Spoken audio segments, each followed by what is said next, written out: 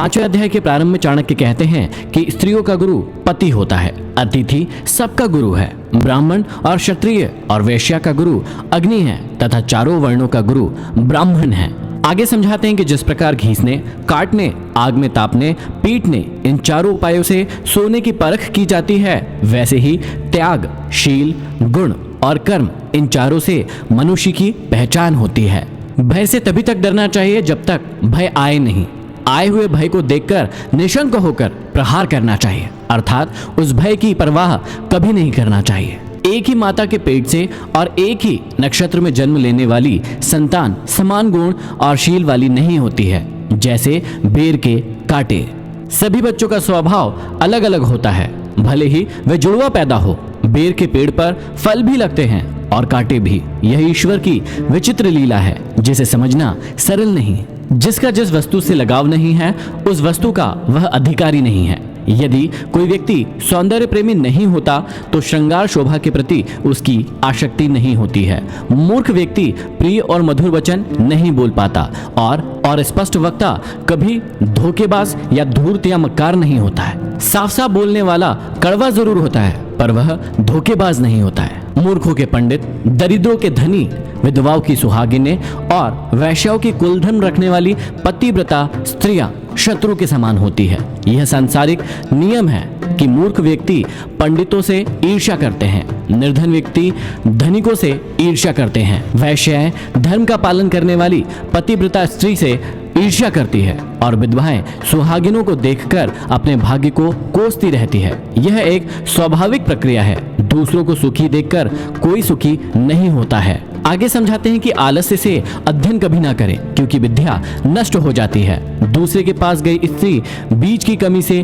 खेती और सेनापति न होने से सेना नष्ट हो जाती है। आगे चाणक्य समझाते हैं कि विद्या अभ्यास से आती है। सुशील स्वभाव से कुल का बड़प्पन होता है। श्रेष्ठत्व की पहचान गुणों से होती है और क्रोध का पता आंखों से लगता है। धर्म की रक्षा धन से होती है। विद्या की रक्षा निरंतर साधना से होती है। राजा की रक्षा मृदु स्वभाव से और पतिव्रता स्त्रियों से घर की रक्षा होती है। ऐसा कहने वाले कि वेद और पंडित व्यर्थ है, शास्त्रों का ज्ञान व्यर्थ है, ऐसे कहने वाले स्वयं ही व्यर्थ होते हैं।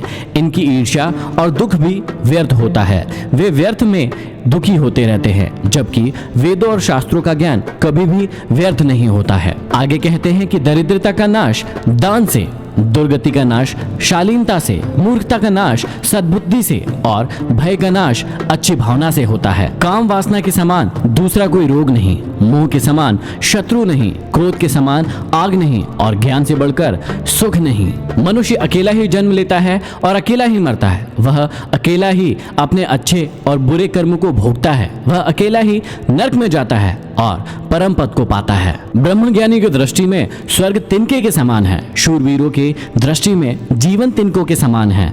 इंद्रजीत के लिए स्त्री तिनके के समान है और जिसे किसी भी वस्तु की कामना नहीं है, उसकी दृष्टि में यह सारा संसार तिनके के समान है। उसे सारा संसार क्षणभंगुर दिखाई देता है। वह तत्वज्ञानी हो जाता है। विदेश में विद्या ही मित्र होती है, घर में पत्नी ही मित्र होती है। रोगियों के लिए औषधि मित्र है और मरते हुए व्यक्ति का मित्र धर्म होता है, अर्थात उसके सत्कर्म होते हैं। इसलिए विद्या, पतिव्रता, विदुषी स्त्री रोग के समय उचित औषधि और मृत्यु काल निकट आने पर व्यक्ति के सत्कर्म ही उसका साथ देते हैं। इसी प्रकार आगे समझाते हैं कि समुद्र में बरसात का होना व्यर्थ है, तृप्त व्यक्ति को भोजन कराना व्यर्थ है, धनिक को दान देना व्यर्थ है और दिन में दीपक जलाना व्यर्थ है। चाणक्य कहते हैं कि बादल के जल के समान कोई दूसरा जल नहीं होता, आत्मबल के समान कोई दूसरा बल नहीं होता, अपनी आंखों के समान कोई दूसरा प्रकाश नहीं है और अन्य के समान दूसरा प्रिय पदार्थ नहीं होता।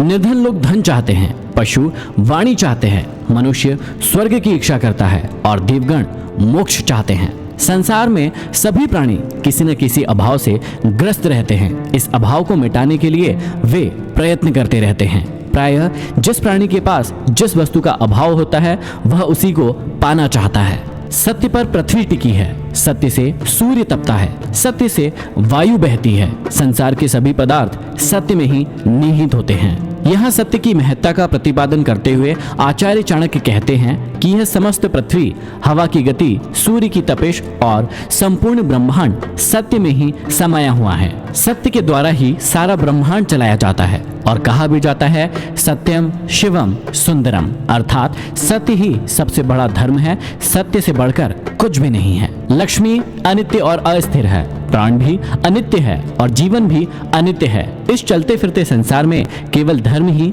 स्थिर है।